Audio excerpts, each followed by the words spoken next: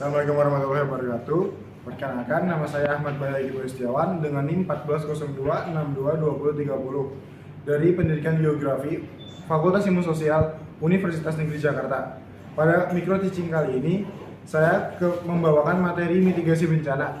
Saya ke bagian sintak 2 pertemuan pertama. Sekian, wassalamualaikum warahmatullahi wabarakatuh. Oke anak-anak, selanjutnya kita telah menyelesaikan mitigasi prabencana tadi, benar kan? Sumber yang kita cari ini atau ilmu yang sedang kita pelajari ini adalah ilmu yang sangat berpengaruh bagi kita sendiri. Mitigasi bencana adalah cara kita sebagai manusia, sebagai kalian siswa mempelajari tentang menangani bencana dengan baik. Maka dari itu, tadi kan sudah pernah nih, kita lanjut masuk ke diskusi kelompok yang kedua. Gimana kalian mensiasati mitigasi bencana saat terjadi bencana? Tadi ini kelompok bencana alam, ini kelompok bencana sosial, dan ini kelompok bencana gagal teknologi. Saat kejadiannya terjadi, mitigasi yang kalian lakukan, sumbernya bisa kalian cari lewat Google atau pengalaman kalian masing-masing. Silakan, waktu kalian cuma 5 menit. Silakan dicari.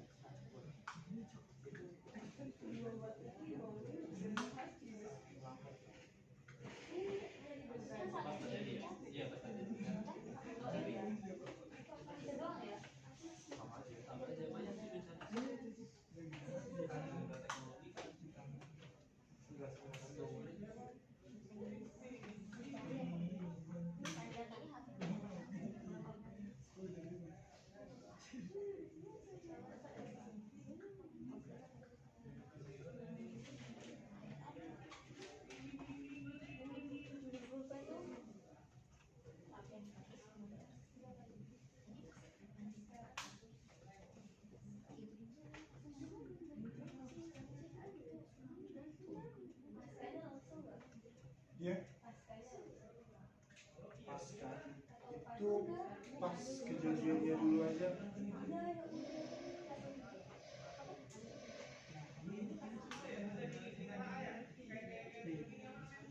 Dan biar lebih adil, nanti yang udah maju presentasi gantian sama temennya. Karena diskusi kelompok ini melatih kalian supaya berani bicara di depan ya. Baik, Pak.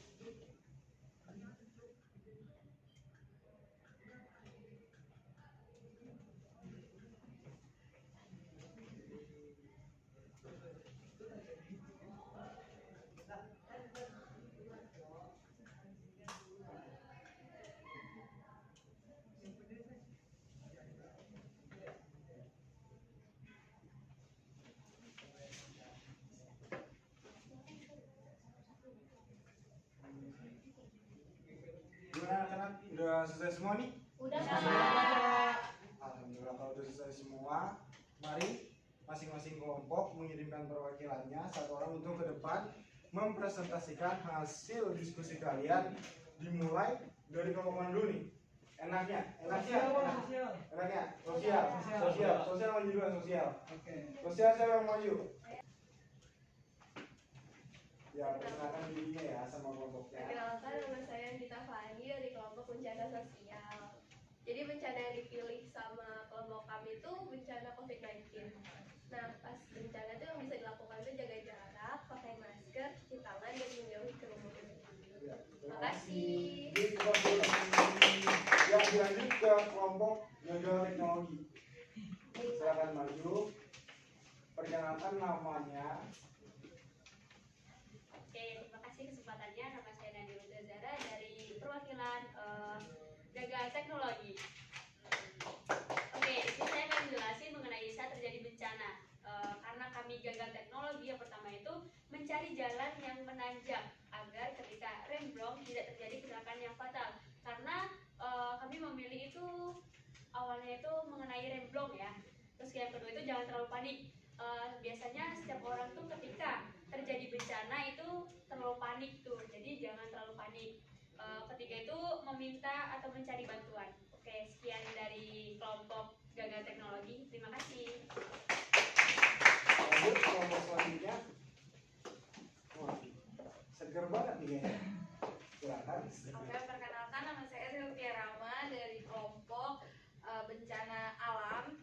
Di sini kelompok kami ngambilnya itu banjir. Jadi gimana sih saat terjadinya bencana banjir itu mitigasinya itu kayak gimana? Yang pertama itu evakuasi ke tempat yang lebih tinggi. Yang kedua waspada terhadap arus bawah. Karena kan banjir itu biasanya ngalirnya tuh ke bawah kan? Arus bawah itu apa? Iya, airnya yang di bawah. Jadi kita harus nyari yang tempat yang tinggi. Terus yang ketiga, jangan mengemudi mobil atau motor di wilayah yang banjir, karena itu kan bisa mati juga kan kendaraannya. Iya. Terus matikan saklar aliran listrik karena itu juga bahaya. Terus yang kelima itu amankan rumah dan tempat barang di tempat yang aman dari banjir. Kurang lebihnya mohon maaf. Wassalamualaikum warahmatullahi wabarakatuh. Waalaikumsalam. Jadi hasil diskusi kalian bagus dan sangat berpengalaman di bidangnya masing-masing. Dari yang COVID udah pernah ngerasain COVID-nya juga, mungkin yang banjir orang daerah Cempaka Putih ngerasain juga banjirnya. Gagal teknologi beberapa kemarin video yang ditayangin remnya belum di Semarang, tol Bawean makan korban jiwa, mungkin bisa jadi warning bagi kita. Selanjutnya, mitigasi itu adalah pencegahan sebenarnya. Jadi sebelum terjadi atau yang tadi kita lakukan diskusinya itu adalah ketika mitigasinya gagal. Jadi apa yang akan kita lakukan jika mitigasinya gagal dan justru terjadi sebuah kecelakaan dan bencana yang menimpa kita. Tadi COVID sudah terjadi, remblong, kalau udah remblongnya terjadi gimana? Banjir, kalau udah kebanjiran gimana? Maka dari itu, selanjutnya saya meminta kalian masing-masing kelompoknya mendiskusikan lagi pasca bencananya terjadi.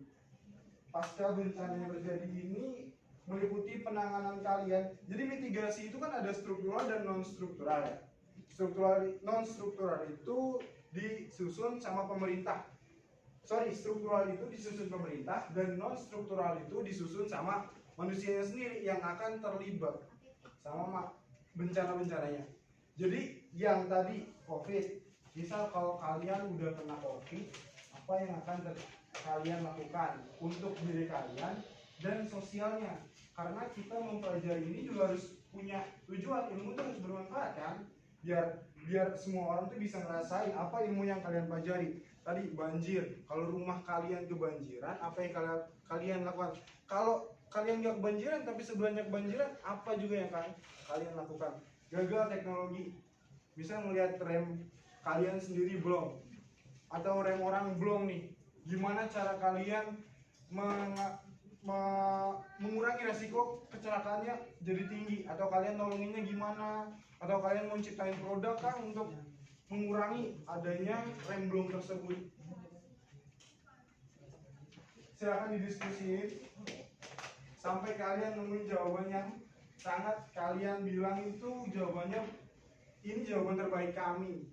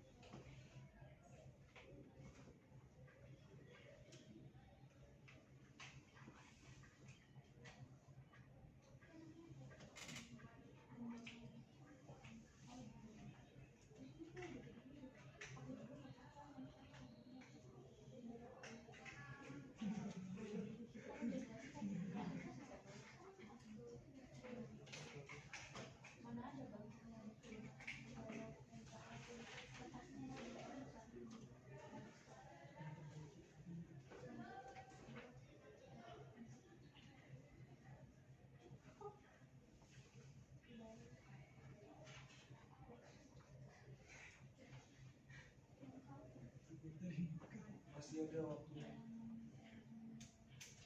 Masih 2 minggu.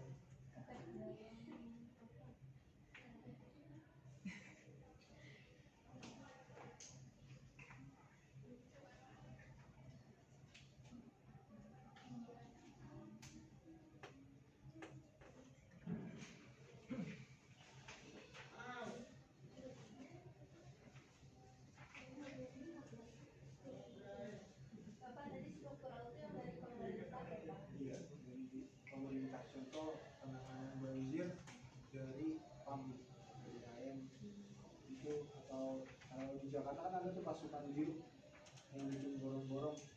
Nah itu mereka memfokuskan diri untuk membersihkan gorong-gorong dan merevitalisasikan gorong-gorong agar run off airnya itu lancar. Iya. Gimana, udah selesai? Udah Pak. Anak-anak? Bencana sosial udah. Bencana alam? Udah. Kemudian bencana sosial udah. Silakan yang belum maju, tolong maju, apresiasi. Yuk dimulai dari bencana alam. Perkenalkan namanya dan bencananya. Sebelumnya perkenalkan nama saya Juliana Putri Waputra, perwakilan dari kelompok bencana alam, yaitu kelompok saya memilih bencana alam banjir. Itu apa saja sih yang kita lakukan pasca bencana, apalagi itu bencana banjir. Yang pertama, hindari genangan air. Ditakutkan adanya hewan-hewan buas seperti ular gitu di dalam genangan, atau enggak yang kayak barang-barang yang tajam seperti paku atau bangunan yang roboh gitu yang tajam. Yang kedua, selalu berhati-hati dengan adanya sengatan listrik. Yang ketiga, hati-hati bangunan yang rapuh akibat banjir. Yang keempat, perhatikan kesehatan dan keselamatan. 5. Bersihkan tempat tinggal dan lingkungan sekitar agar tidak merasa kumuh gitu. Itu saja dari kelompok saya. Saya akhiri. Wassalamualaikum warahmatullahi wabarakatuh. Waalaikumsalam. Dilanjut kelompok sosial. Baik, di sini perkenalkan nama saya Halimah Syadia sebagai perwakilan dari kelompok sosial. Jadi kami mengambil topik yaitu COVID-19, di mana pada pasca bencananya untuk diri kita sendiri atau non struktural itu bisa melakukan isolasi mandiri atau mendapatkan perawatan medis. Jadi pada saat kita udah divonis sama dokter bahwa positif COVID, kita harus segera menjaga diri kita dan melindungi orang-orang di sekitar kita. Lalu lebih memperhatikan kesehatan karena setelah kita terjangkit COVID, di situ imun kita menjadi turun. Nah pada saat imun kita turun, pasti kita lebih gampang untuk terserang sama penyakit yang lainnya. Makanya kita harus menjaga kesehatan. Lalu untuk struktural, itu ada pembangunan kembali infrastruktur. Jadi pemerintah itu pada saat COVID terjadi kan banyak yang secara ekonomi itu turun kayak gitu ya. Nah itu harus dibangkitkan lagi. Mungkin bisa dari sektor pariwisata yang tadinya turis nggak bisa datang ke Indonesia, sekarang udah mulai perlahan bangkit kembali. Jadi infrastrukturnya semakin bagus. Selanjutnya ada mendorong UMKM untuk menjalankan usahanya. Jadi pada saat COVID itu kan banyak yang jadinya bangkrut, orang kehilangan pekerjaan. Jadinya tuh banyak yang membuka usaha sendiri. Nah sekarang tugasnya pemerintah adalah mendorong UMKM untuk menjalankan usahanya. Yang terakhir ada pemerintah itu harus tetap memperhatikan masyarakat yang keluar masuk dari luar negeri. Jadi ini sebagai bentuk kewaspadaan Indonesia karena nggak bisa kita pungkiri bahwa di luar negeri itu sekarang juga ada virus-virus lain kan. Nah itu khawatirnya itu bisa masuk lagi ke Indonesia sebagai pandemi yang baru. Sekian, terima kasih.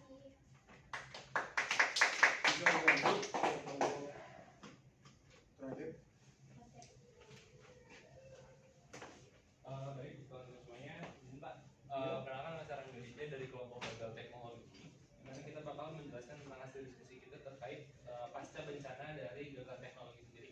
Untuk gagal teknologi sendiri, kelompok kami itu mengambil bencana yaitu remblong. Setelah terjadi bencana sendiri,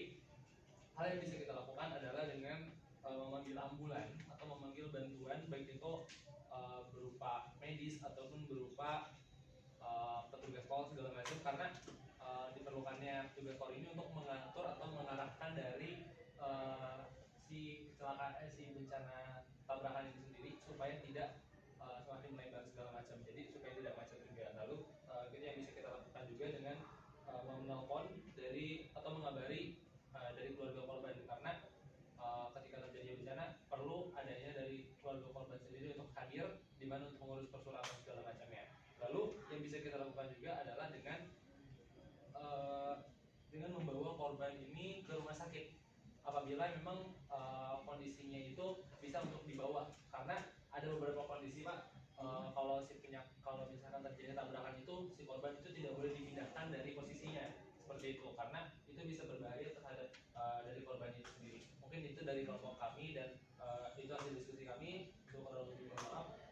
Sekian Pak, terima kasih. Terima kasih.